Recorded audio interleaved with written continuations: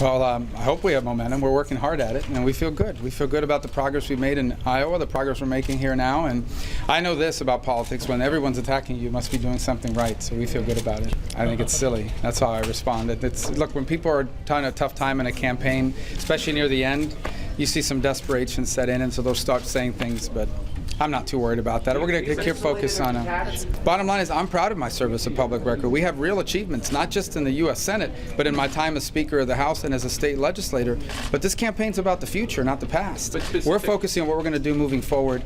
And I can tell you this, the most important job of a president is to be commander-in-chief.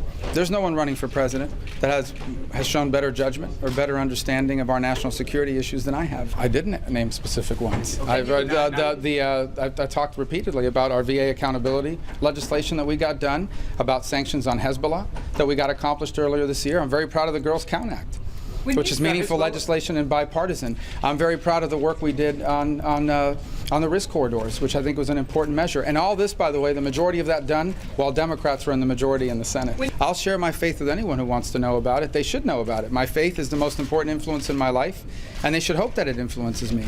I think our Judeo-Christian principles have been very strong in this country and have been a big key part of what's made us special.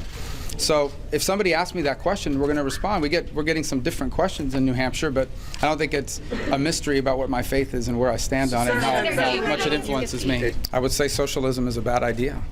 That if you look around the world at countries that have adopted socialist economic policies, they don't have upward mobility.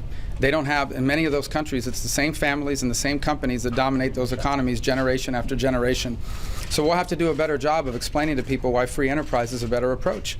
I think what people are fed up about is the influence of big banks and big government and big institutions, especially those that are politically connected. I share that concern. I think the best way to address that is through free enterprise, not through big government.